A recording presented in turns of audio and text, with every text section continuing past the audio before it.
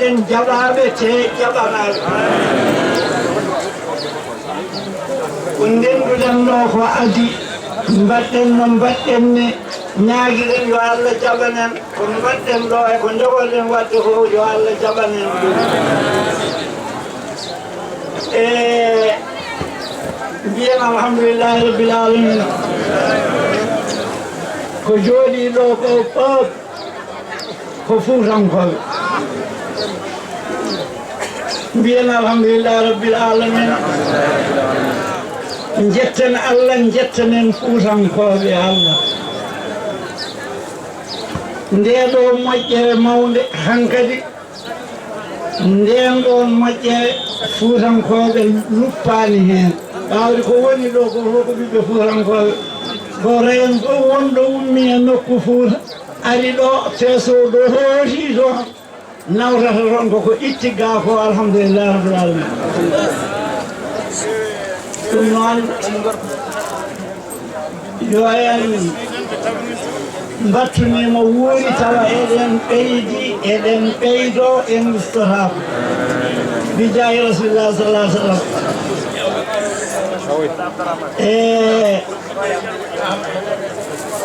laawol gotol mawlud gasino ɗo ta noon Cheikh Tidiane radiallahu anhu ene tawa mawlud o bawi wi yo hada e rendu ko ñande en menni yiide 100 kilos darna wala hada e tana 100 kilos o woni forti ɗum noon en dañi ñemtinorgal Allah yo waɗ en ñemtinoɓe da'ima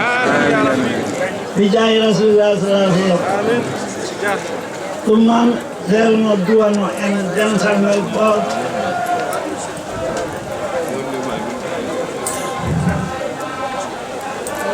mi meeɗi jonde wotere mboɗo jooɗi mboɗo duwano mbiyo mboɗo wiya yo Allah waɗe e Fuuta rewo e worgo barke waɗay ɓiɓɓe Fuutankoɓe ɓe barke mum ene nganndi o kañumen jiiɗi umma e baba sarkulle goto ummi wi baba an a duwan to Fuuta tan aɗa woppi giɗi makko mbimi ala tuki giɗi makko ha walo ko Fuuta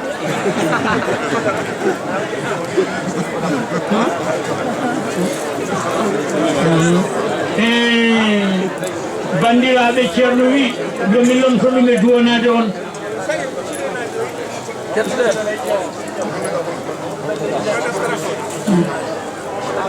mbimi ceerno wi yomi lomto ɗum e duwonade on eyi neɗɗo fof tawaɗo jonde nde neɗɗo fof tawaɗo jonde nde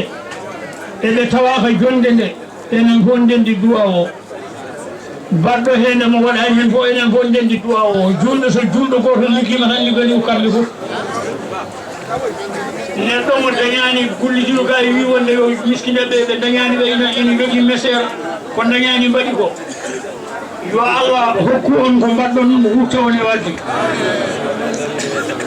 yo Allah waɗe meɗen barke waɗay ɓesguji men barke waɗay gandal men barke waɗay métier men barke waɗay ɓe desɗen barke ko Allah waɗi barke fof Allah waɗi ɗum arsigue meɗen ko Fuuta meeɗani hedde caggal ko fewte e kala hunde sono Allah noddama Fuutankoɓe noddama daɗetake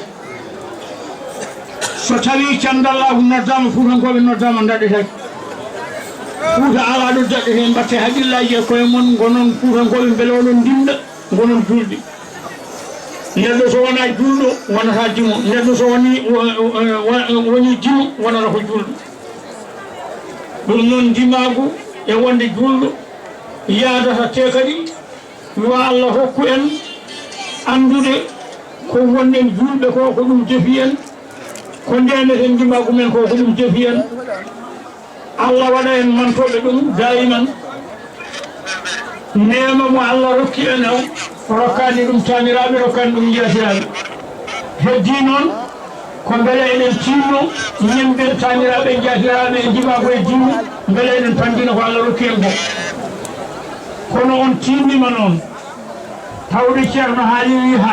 wi gadde ko jinɗirirɗen yimɓe ɓe mbiyata joɓe min ligganima en mbaɗen hunde ko kettinɗen mumen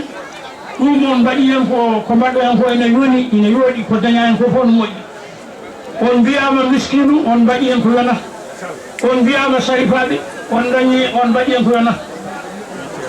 miɗen mbeɗi wondude e mama Salif Cilol o wimi ceerno mbiminama o wi minen de tani amen min doni ko annabi sallallahu alih w sallam kono min kulani lamɗo min kulani waliyu min kulani ganduɗo Allah min kuli tan ko miskino sarifaɓe koye mumen ne gardini miskino koye mumen ɗum noon en foppidima miskino en foppidima sarifaɓe ko dañƴen hen ko fof koko yonata yo Allah hokku en pandinde ko Allah rokki en ko yo Allah hokku en pandinde dañde saɗani saɗi ko pandinde yimɓe noon so woni dañi ko Allah so pandini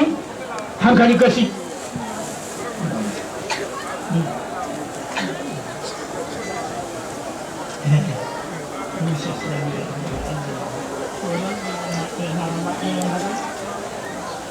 ko dañnoɗen haɗa e mbiyama ƴeewe